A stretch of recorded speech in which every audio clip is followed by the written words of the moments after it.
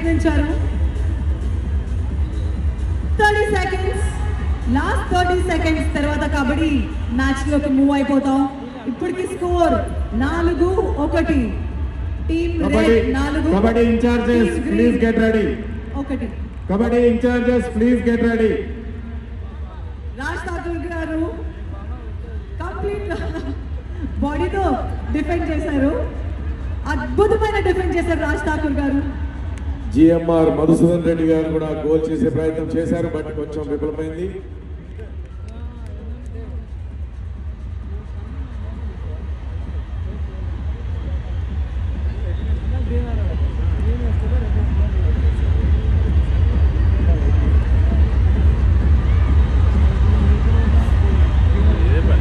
మరోవైపు అది గోల్ కొట్టినప్పుడు అది వస్తుందని చూస్తుంది. There is a great offense and defense happening here.